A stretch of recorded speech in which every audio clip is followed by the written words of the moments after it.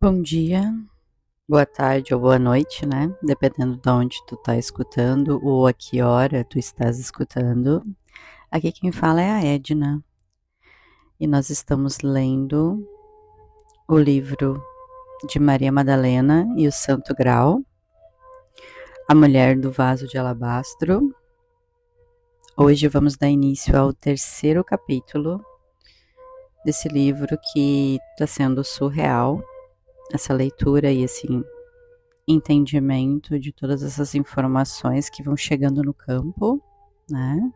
Depois vocês me contam, escrevam aqui abaixo nos comentários como é que tá sendo cada jornada para vocês, cada capítulo.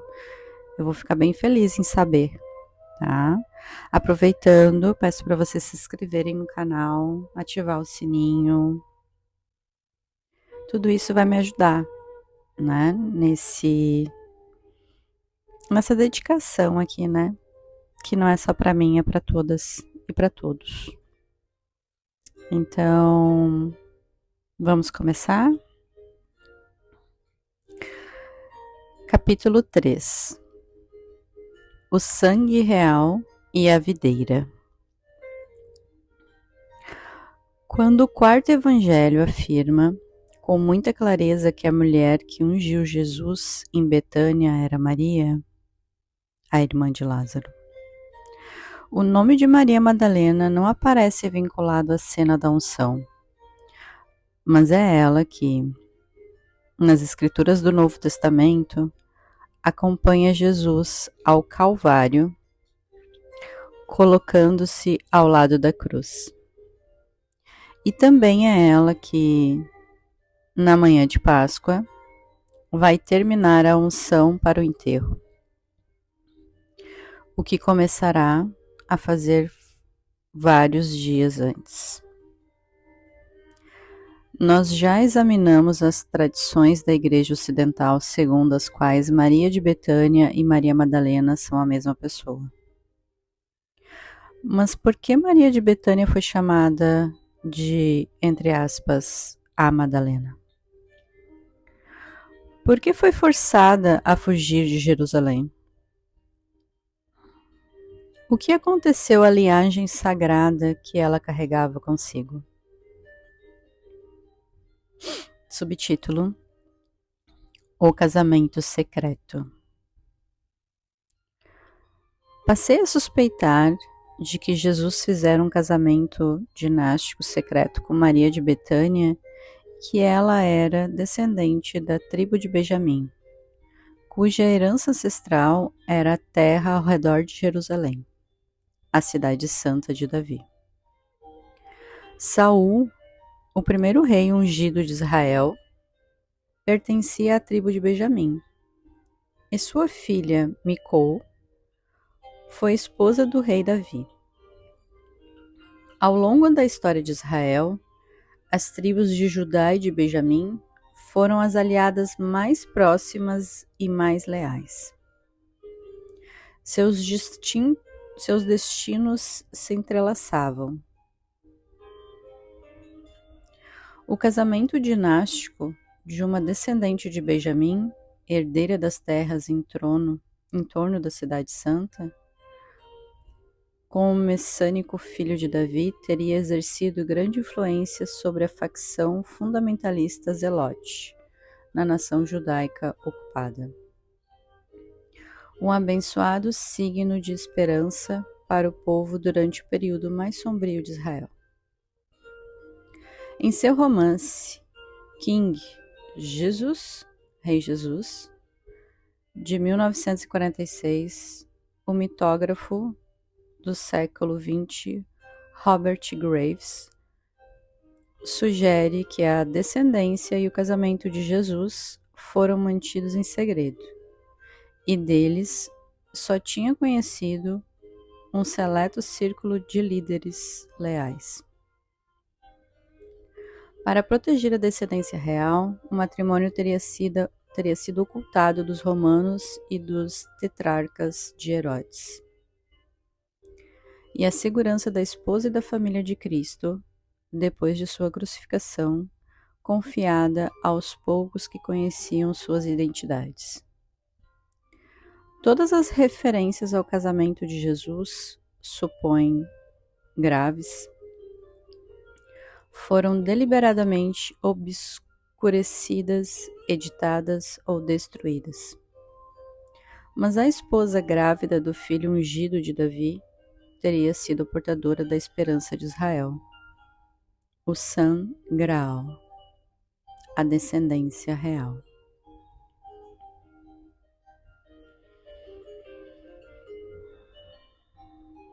Subtítulo: Magdal Eder, a Torre do Rebanho.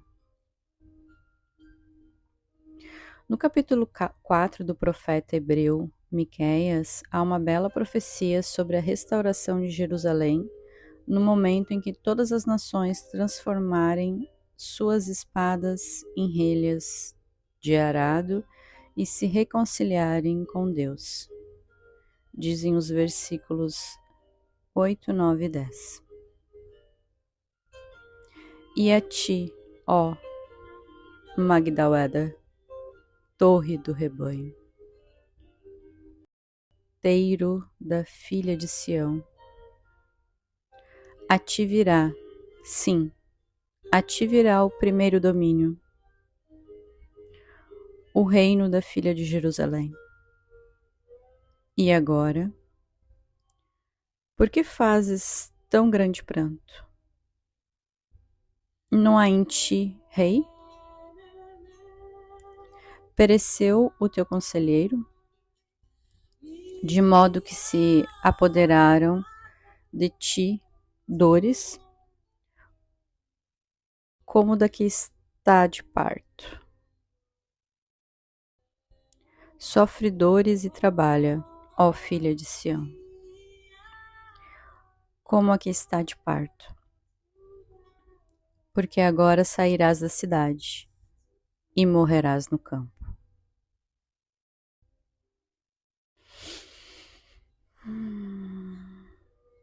É provável que as referências originais a Maria Madalena na tradição oral, as perícopes do Novo Testamento, tenham sido mal interpretadas antes de serem transformadas em texto. Suspeito de que o epíteto,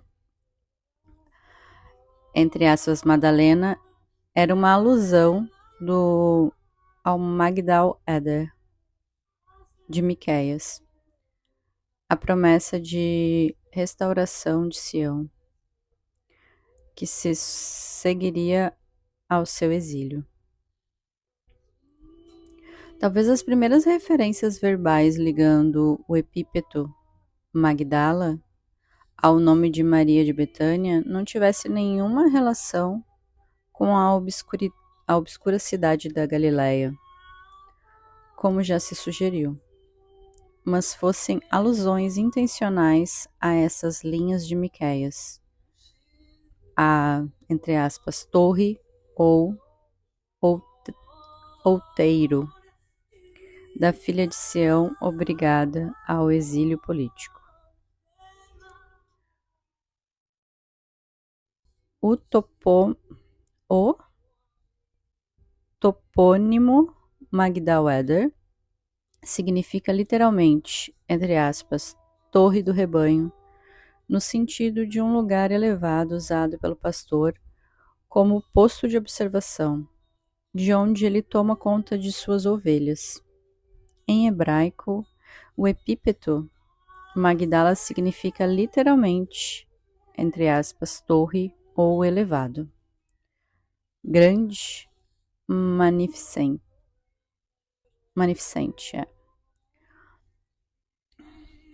Essa denotação ganharia especial relevância se a Maria assim denominada fosse de fato a esposa de Messias.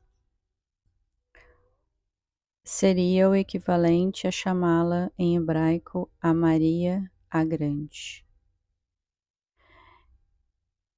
E ao mesmo tempo uma referência à profética restauração da soberania da, entre aspas, filha de Jerusalém.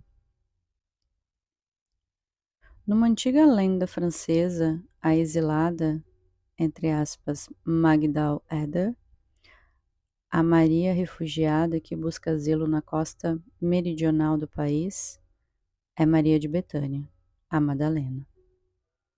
A lenda francesa primitiva conta que Maria Madalena, Marta e Lázaro de Betânia chegaram em um barco ao litoral de Provença. Outras histórias acreditam a José de Arimateia o papel de guardião do sangral, que eu sugeri talvez fosse a descendência real de Israel, e não um cálice propriamente dito. O receptáculo que continua a rei ungido Jesus.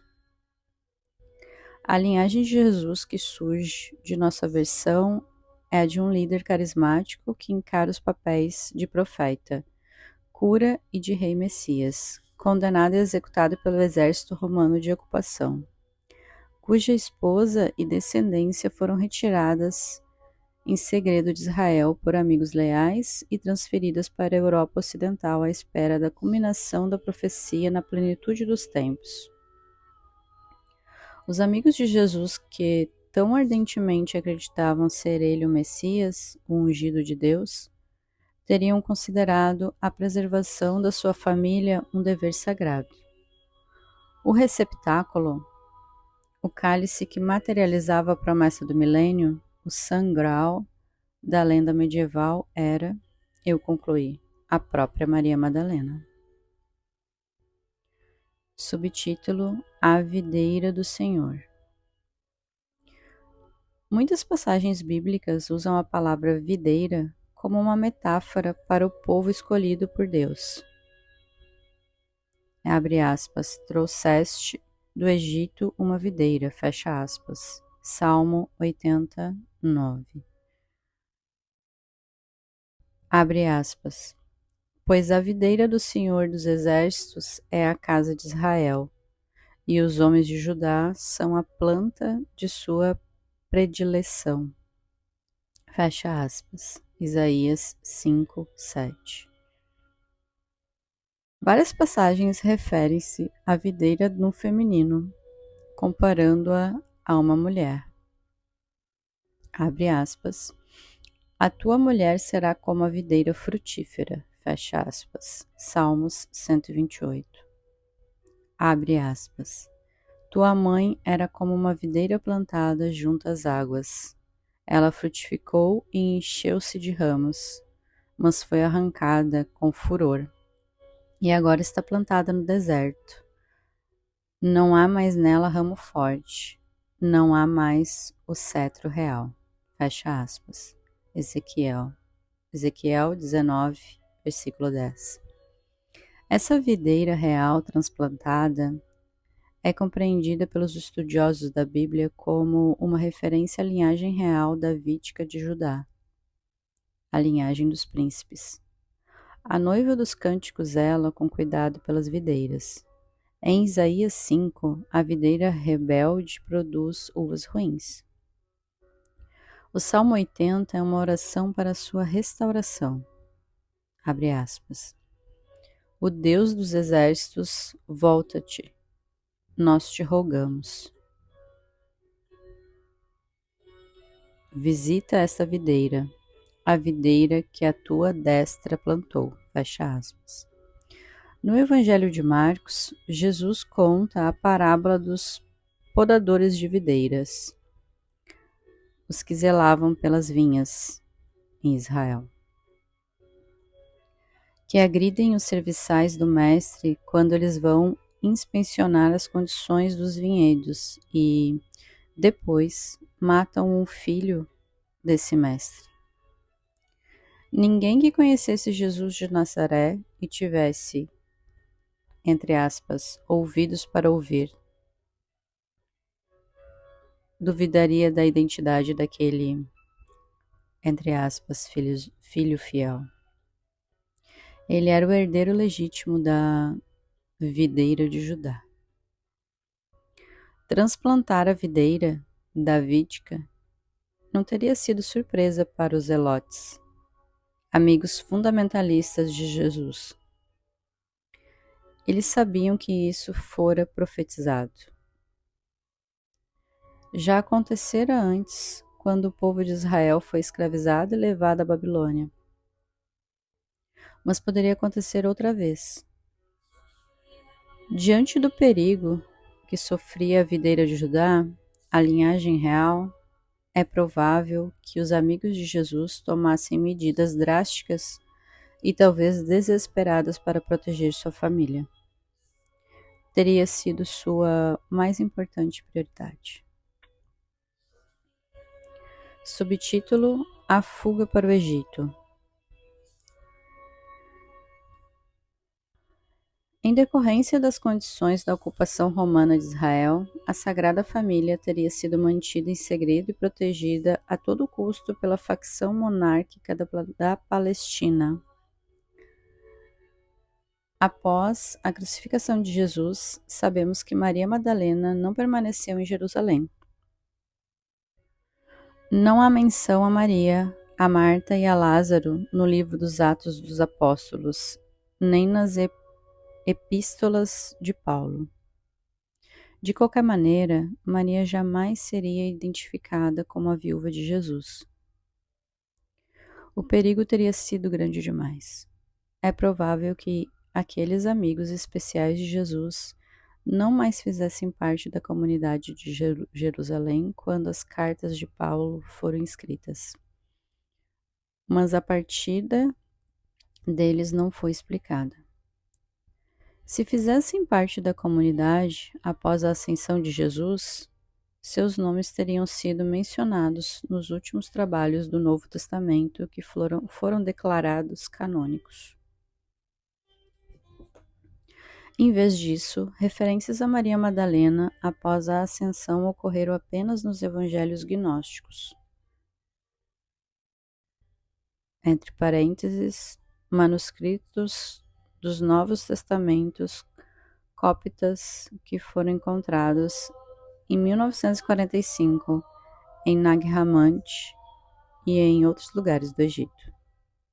Fecha parênteses.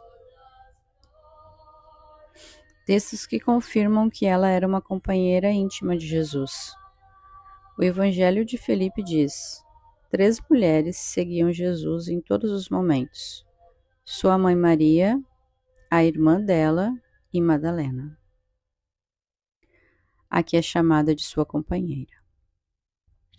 Segundo esse evangelho, Maria Madalena teria despertado o ciúme dos apóstolos porque era a companheira mais próxima, ou, entre aspas, consorte do Senhor, a quem ele sempre beijava na boca. Os 4 evangelhos canônicos deixam claro que Maria Madalena gozava de especial importância na comunidade dos fiéis por ter sido a primeira pessoa a ver Jesus e falar com ele no domingo de Páscoa. Ela correu à sua tumba às primeiras horas da manhã para realizar os ritos de embalsamento do corpo. Há 7 listas nos 4 evangelhos que citam as mulheres que acompanhavam Jesus. Em 6 delas, o nome de Maria Madalena é o primeiro, antes mesmo do de Maria, a mãe. Os escritores evangelhos, a começar por Marcos, estão provavelmente indicando a posição de Maria Madalena na comunidade cristã, o papel de primeira-dama. Nos manuscritos coptas foram descobertos em Nag Hammadi, em aproximadamente 400 d.C., um período em que a igreja cristã, de orientação ortodoxa, abre parênteses, declara a igreja oficial do Império Romano pelo imperador Teodósio, fecha parênteses, começou a procurar e destruir os documentos das seitas que considerava heréticas.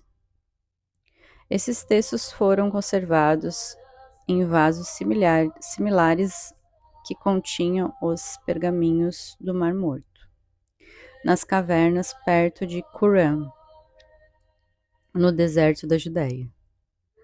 Encontrados nas décadas de 1940 e 1950, Eles abriram uma nova área de pesquisa sobre os primeiros séculos da cristandade. A importância atribuída a Maria Madalena nos 4 evangelhos canônicos é intensificada em vários desses documentos apócrifos.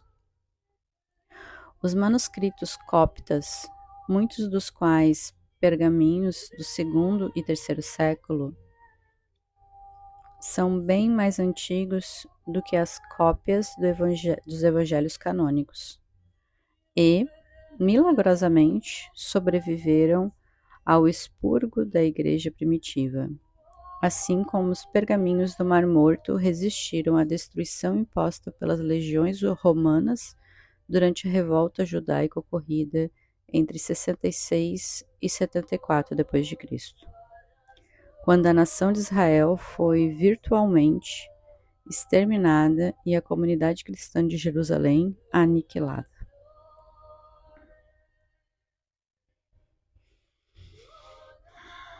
Subtítulo: Jesus e a facção dos Zelotes. Vou falar rapidamente sobre a natureza das acusações contra Jesus que fizeram com que Pilatos, o procurador romano da província, ordenasse sua crucificação. Uma sentença que colocou sua mulher, Maria, em grande perigo. Se Jesus tivesse sido acusado apenas de blasfêmia por ter se proclamado filho de Deus, como sugere a Bíblia, sua mulher não correria nenhum perigo. Contudo, se ele fosse condenado por suas filiações políticas, como pretendo demonstrar, ela teria sido, sem dúvida, forçada a fugir para salvar a própria vida. Existem fortes evidências que comprovam a teoria de que Jesus era simpático aos ativistas de direita de Israel. Vários de seus apóstolos, por exemplo, eram conhecidos militantes extremistas, e o mais citado entre eles é o Judas Iscariotes. O nome Iscariotes é interpretado por muitos como um indicativo de que ele pertencia, como disse anteriormente, à Irmandade Radical de Assassinos Políticos, os Sicarii, ou Filhos do Punhal. Abre parênteses. Esse epíteto vem da palavra latina sica, uma pequena adaga que os homens escondiam sob seus mantos. Sicários significa, entre aspas, aquele que mata com uma sica. Fecha aspas e fecha parênteses. Simão, ou Cananeu, Quanã, é outro seguidor de Jesus, mencionado em Mateus 10, versículo 4. A nota de rodapé da Bíblia que consultei afirma que cananeu é a raiz da palavra zelote. Lembrando que os relatos do Evangelho foram difundidos oralmente durante muitas décadas antes de serem escritos em pergaminhos, é possível que o casamento em Caná tenha sido, na verdade, o casamento de zelotes.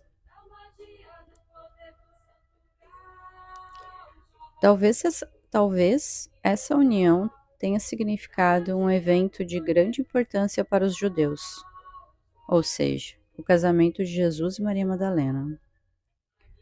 A mudança da água para o vinho poderia, então, ser compreendida como a atribuição simbólica de uma, entre aspas, nova vida, de esperança e alegria messiânicas renovadas. Histórias sobre a vida e os ensinamentos de Jesus circulam por mais de 30 anos antes que a primeira versão, o Evangelho de Marcos, fosse escrita aproximadamente em 70 d.C. O estudo linguístico da etimologia popular confirma que detalhes de uma história são modificados involuntariamente à medida que são transmitidos oralmente. Algumas vezes, expressões coloquialismos e nomes próprios são interpretados ou escritos de maneira errada. Se Simão, o Carnaneu, significa Simão, o Zelote, abre parênteses, fato sobre o qual parece não haver nenhuma dúvida, fecha parênteses. Então, Caná também poderia ser uma referência à festa Zelote. Muitos estudiosos do Novo Testamento acreditam que a acusação feita a Jesus não era de blasfêmia, mas de insurreição. Os argumentos para se compreender Jesus como uma figura política, o Messias davídico, judeu, que assumiu uma atitude de ameaça à estabilidade da província romana da Palestina, são claramente delineados por S.G.F. Brandon, Jesus and the Zealots. Jesus e os Zelotes. O movimento popular espontâneo que foi se expandindo, estimulado pelas atitudes de Jesus e seu ministério, representou um desafio direto à autoridade política romana. A autoridade política de Roma. Jesus foi acusado de incitar o povo ao terror, e o castigo romano tradicional reservado para as insurreições praticadas pelos zelotes era a crucificação. Na verdade, no período de 6 d.C. a 70 d.C., quando se deu a queda de Jerusalém, centenas de patriotas judeus foram crucificados. As multidões seguiam Jesus de cidade em cidade durante o seu ministério. E uma ou duas vezes os evangelhos relatam que o povo desejava fazer dele o seu rei. Mas a ação que levou à sua prisão imediata pelas autoridades de Jerusalém foi a derrubada das mesas dos mercadores no Templo de Jerusalém durante o Festival de Páscoa judaica. Todos os anos, judeus de todas as partes do império dirigiam-se a essa cidade para fazer ofertas no templo. A atitude que Jesus tomou, espalhando moedas do império por todo o chão do templo, foi um ataque radical ao sistema religioso formado pelos sacerdotes e aos saduceus, a elite que colaborava com as autoridades romanas para manter a tranquilidade e a ordem na província. A comunidade do deserto, que escreveu vários dos pergaminhos do Mar Morto, há muito tempo caracterizava o culto do templo e seus sacerdotes como perversos e mentirosos em relação aos ensinamentos da Torá e dos profetas. Essas pessoas diziam que o próprio templo era impuro e que a adoração que acontecia ali estava maculada pela associação dos pagãos.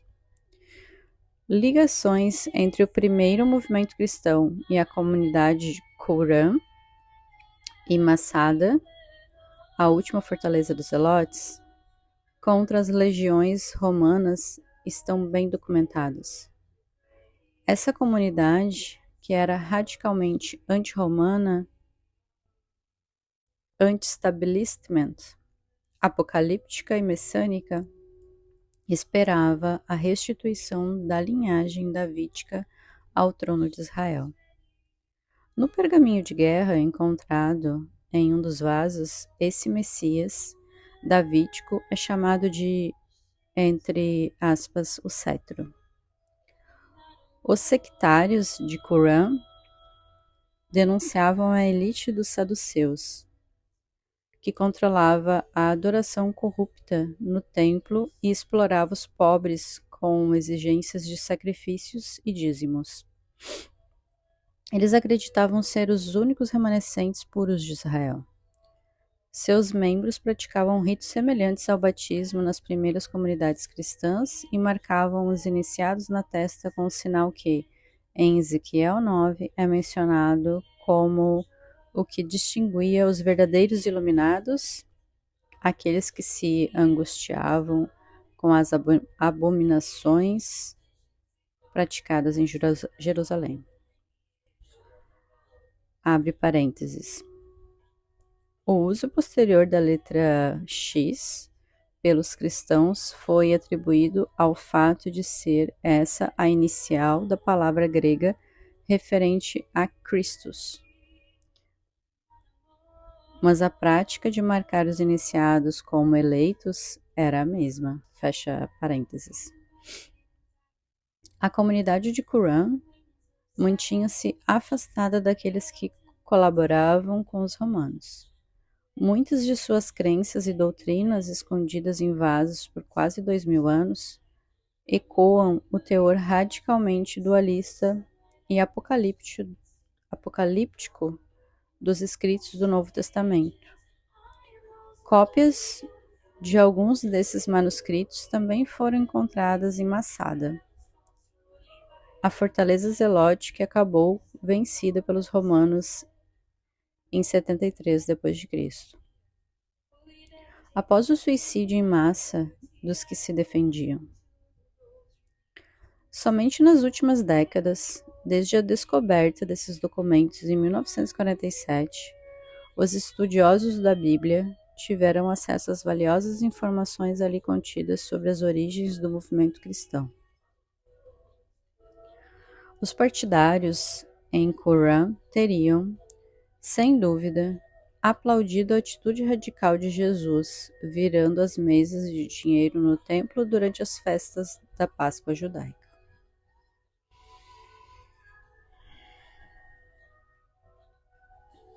Subtítulo: Jesus de Nazaré, Rei dos Judeus. Com base nos textos encontrados nas escrituras gregas canônicas do Novo Testamento, há bons motivos para acreditar que muitos judeus aceitaram Jesus como o prometido Messias da linhagem de Davi.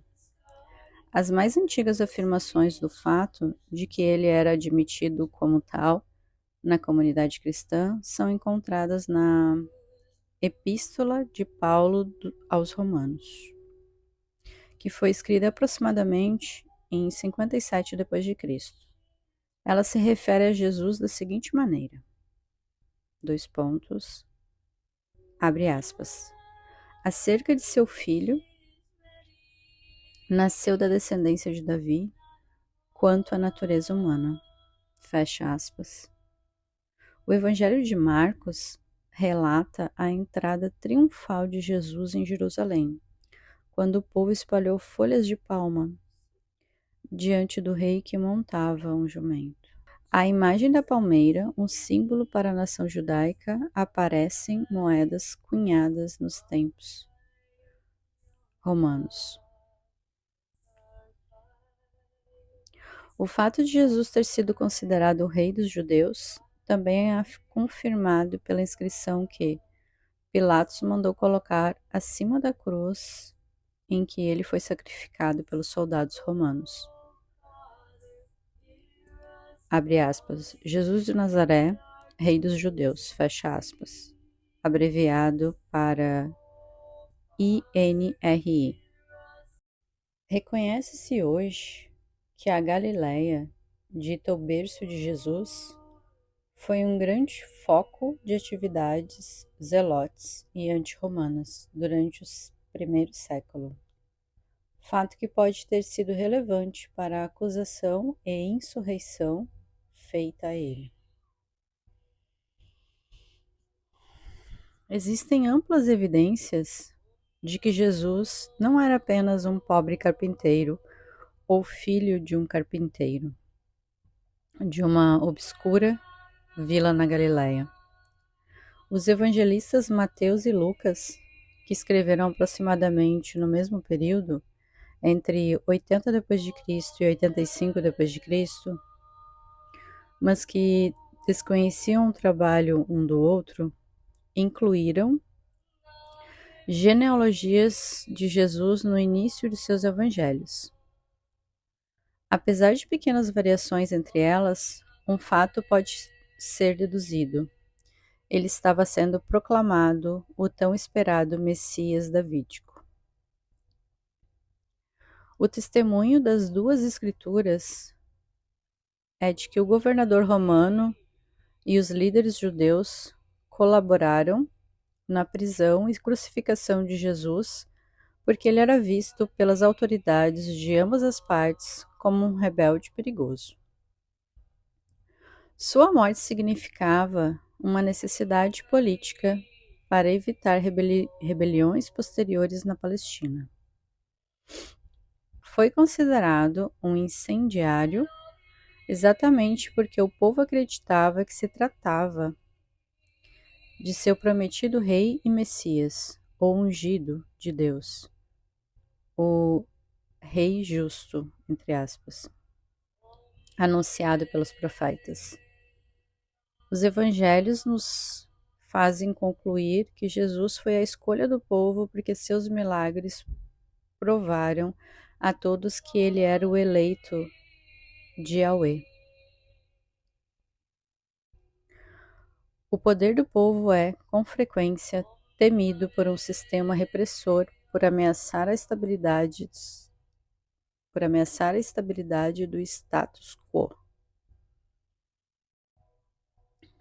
De acordo com o que dizem nos evangelhos escritos, com o objetivo de converter cidadãos do Império Romano ao cristianismo, foi desejo das autoridades judaicas que Jesus fosse crucificado. Mas a crucificação não era um castigo aplicado pelos judeus. Se a acusação tivesse sido de blasfêmia, como é sugerido nas Escrituras, a punição seria o apedrejamento pela comunidade judaica. Abre parênteses, como ocorreu com seu discípulo Estevão, em Atos dos Apóstolos 7. Fecha parênteses. A crucificação era o castigo reservado aos insurgentes. Tudo faz crer que a aclamação pública de Jesus como rei foi o que levou à execução do inimigo de Roma. Os evangelhos relatam que Jesus não era apenas uma figura política, o rei dos judeus, mas também um líder religioso que exortava seu povo a arrepender-se e preparar-se para o reino de Deus. Ele desafiou repetidamente os ensinamentos e as interpretações que os líderes religiosos faziam nas Escrituras e promoveu curas. No livro Jesus, o Mago, fontes antigas do Oriente Médio são citadas numa tentativa de mostrar que Jesus foi um dos milagreiros errantes daqueles tempos. Entretanto, segundo os relatos da época, é muito mais provável que ele tenha sido um curandeiro genuinamente carismático, que compreendia o fenômeno psíquico da cura como resultado da dinâmica de fé. E Jesus sempre dizia exatamente isso. Abre aspas. A sua fé o fez inteiro. Fecha aspas.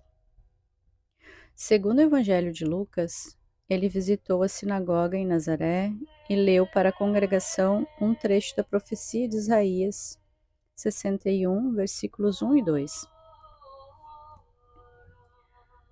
2 pontos. O Espírito do Senhor repousa sobre mim, porque o Senhor me consagrou pela unção. Enviou-me a levar a boa nova aos humildes, curar os corações doloridos, anunciar os cativos a redenção, aos prisioneiros a liberdade.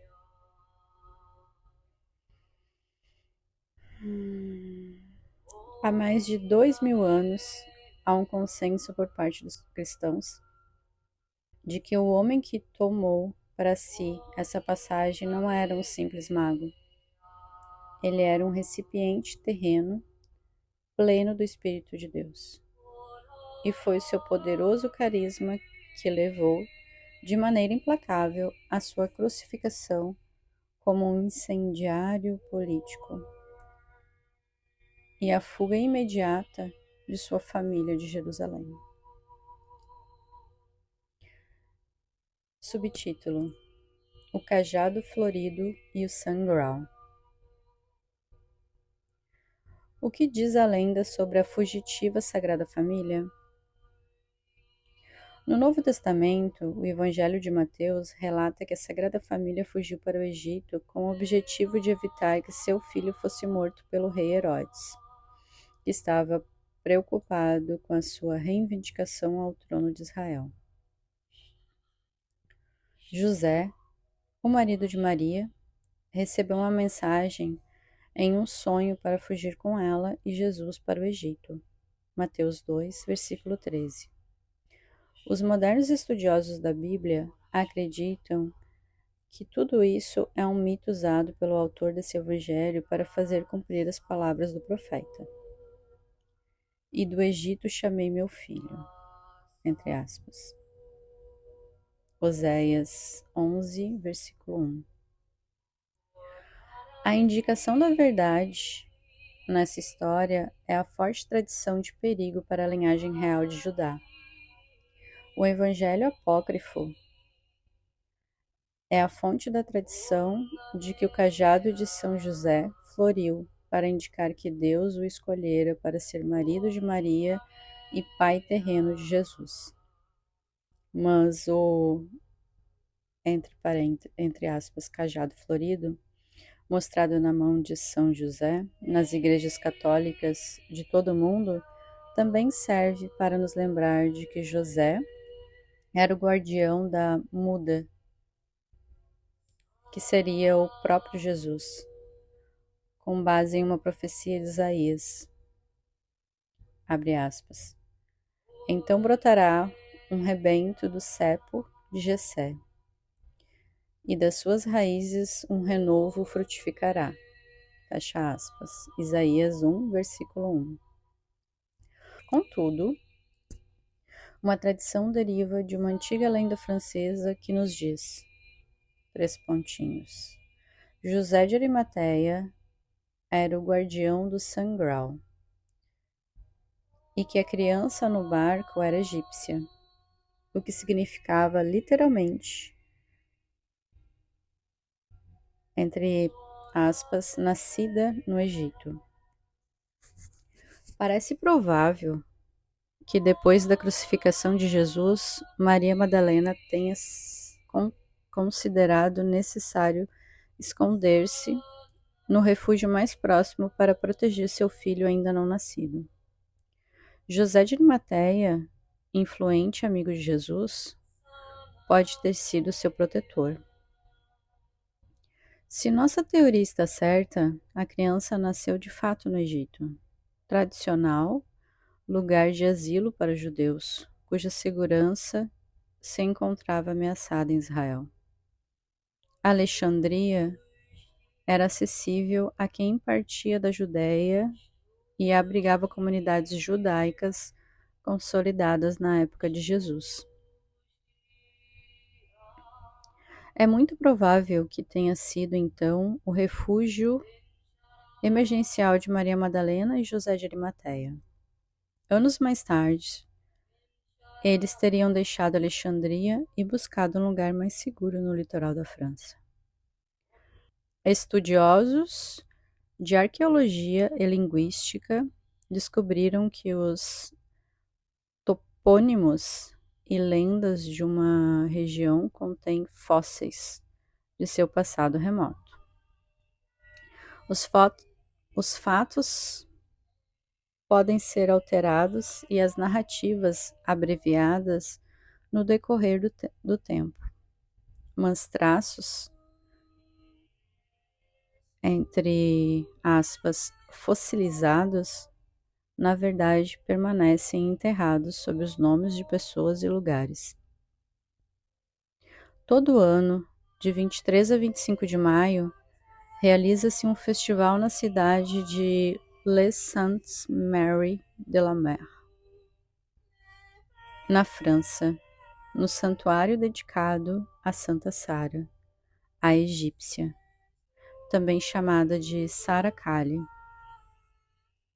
a Rainha Negra.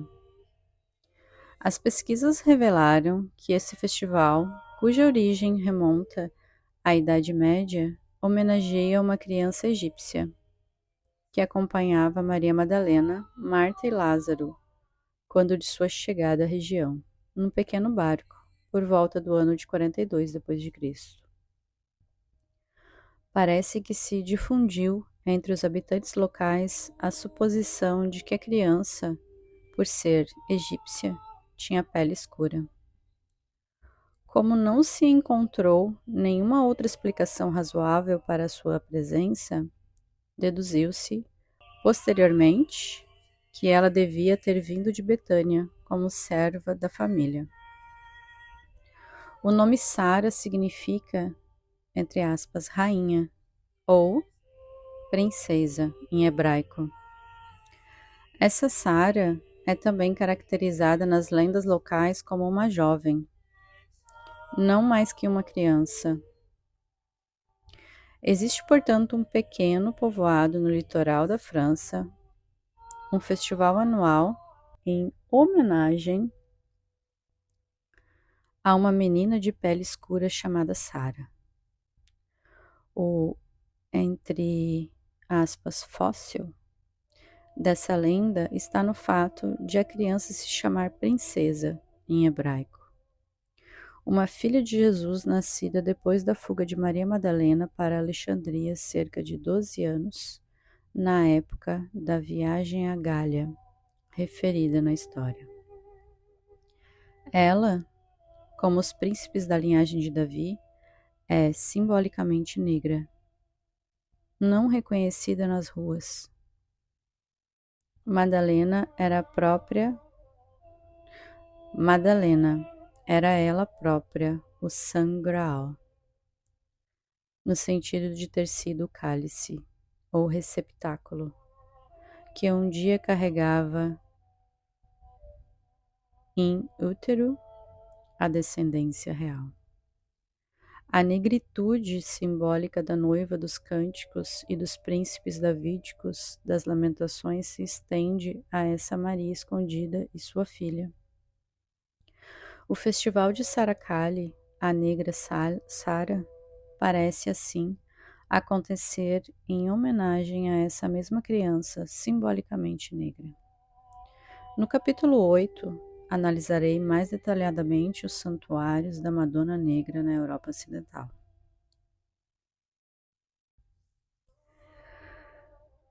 Acredita-se que as pessoas que, nos séculos posteriores, conheceram essa lenda e a identidade de Madalena como a mulher de Jesus a equipararam à noiva negra dos cânticos.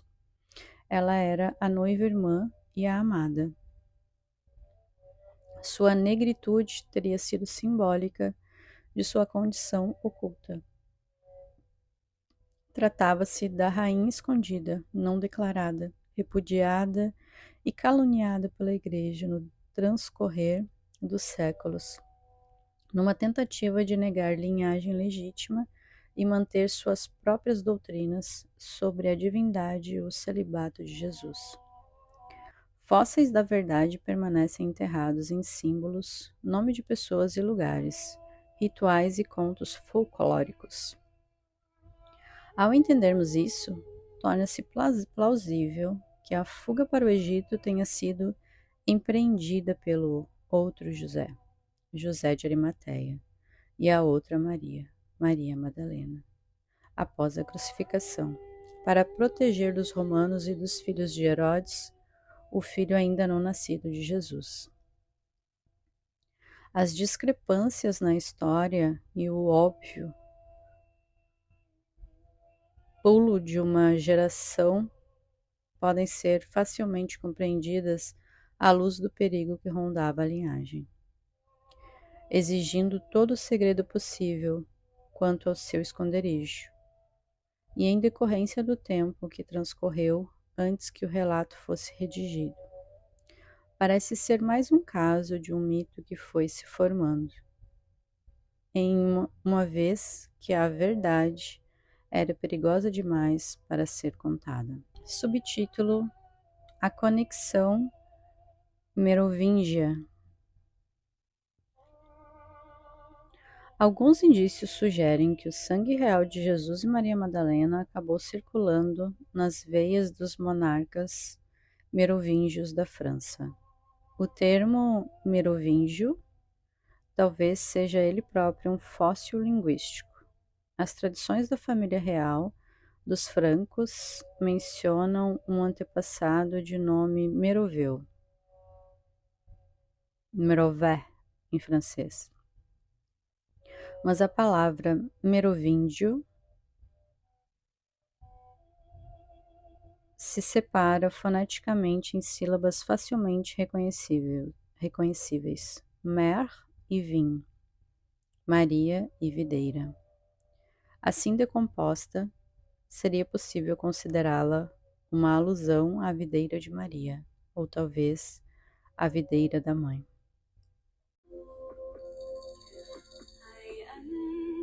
O emblema do rei merovingio Clovis era a flor de lis, iris em inglês. O nome italiano da flor de íris, típica de países do Oriente Médio, é Gladiolus, ou pequena espada. A flor de lis de 3 folhas da Casa Real da França é um símbolo masculino. Na verdade, uma imagem gráfica do compromisso da circuncisão, no qual estão implícitas todas as promessas de Deus a Israel e à casa de Davi.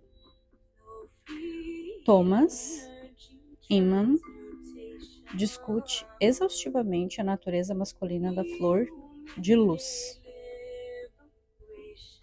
em Os Símbolos Cristãos Modernos e Pagãos Antigos, do século XIX. Não deixa de ser engraçado que esse símbolo masculino, a, entre aspas, pequena espada, seja hoje um emblema internacional do escotismo. A afirmação de que esse símbolo representa a Trindade é uma racionalização baseada em sua imagem de 3 elementos em um só. Esse, entre aspas, lírio de 3 pontas é um antigo símbolo de Israel. Os remates de 2 colunas fálicas do Templo de Salomão, Joaquim e Boas, foram entalhados com, entre aspas, trabalhos em forma de lírio. O famoso trevo de São Patrício pode ser um símbolo legítimo da Trindade, mas penso que a flor de lis se refere especificamente à linhagem davídica de Israel e que tenha sido usado como emblema dos reis merovingicos na Europa. A tumba do rei merovingio Childérico I, que morreu aproximadamente em 481 d.C., foi descoberta em 1635, em Tournai, e continha 300 abelhas de ouro. A abelha, o totem da linhagem dos reis merovingios, era o símbolo sagrado da deusa do amor, e também o símbolo egípcio da realeza. As colônias de abelhas são sociedades matriarcais que reconhecem a rainha como sua monarca.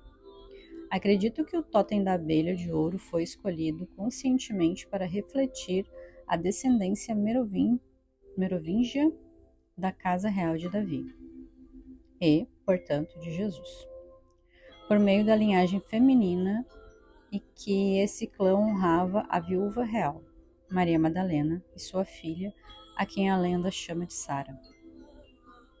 A linhagem real de Israel deve ter sobrevivido à perseguição e, por fim, reapareceu nos merovingios da Europa e em famílias aparentadas, que ocultaram a genealogia durante vários séculos.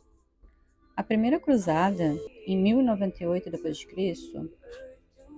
poderia muito bem ter sido uma tentativa de restituir a uma herdeira da linhagem davídica o trono de Jerusalém por meio de Godofredo Bouillon, também conhecido como Godofredo de Lorena, que era, segundo a lenda, um descendente merovingio. Com a conquista de Jerusalém em 1909, os líderes da Cruzada instalaram um patriarca na igreja de Santo Sepulcro. E em seus preceitos litúrgicos encontramos o bizarro fato de que todas as festividades da Virgem Maria fossem marcadas por vestimentas negras. Sugeriu-se que isso representava uma referência ao Cântico dos Cânticos, mas constituiu uma diferença significativa em relação ao costume universal da Igreja, segundo o qual vestes brancas devem ser usadas em todas as liturgias, nas celebrações relacionadas a Maria.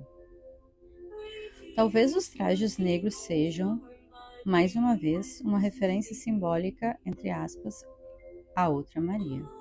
A Maria oculta, a noiva perdida dos Cânticos, ultrajada e repudiada pela corrente ortodoxa da Igreja. A rainha exilada, cuja verdadeira identidade foi mantida em segredo por vários séculos. Primeiro, para protegê-la das autoridades romanas e dos herdeiros de Herodes, e, depois, da hierarquia da Igreja Católica Romana. Essa Maria, entre aspas, negra, seria um eco poético da noiva negra do cântico bíblico, a noiva do sacrificado rei pastor, o noivo missânico de Israel. Essas associações com a noiva negra podem ser o motivo da imensa popularidade de numerosos santuários dedicados à Madonna Negra que se encontram por toda a Europa Ocidental. A imagem noiva-irmã do mundo antigo foi facilmente associada à mulher de Jesus Cristo, ou ungido. Réplicas clássicas de deusas da terra, da lua e do amor, Ísis, Ártemis de Éfeso e outras, eram caracteristicamente negras. Em suma, as duas fugitivas reais de Israel, mãe e filha, poderiam ser logicamente representadas na arte europeia antiga como mãe e filha de pele escura, aquelas que se ocultam. As Madonas Negras dos antigos relicários da Europa, séculos V ao XII, talvez fossem veneradas. Portanto, como símbolos dessa outra, Maria e de sua filha, o sangral que José de Arimateia levou em segurança até o litoral da França. O símbolo do homem da casa real de Davi seria um cajado florido, o da mulher, um cálice, uma taça ou um receptáculo, que contém o sangue real de Jesus, exatamente o que diz ter sido o Santo Graal.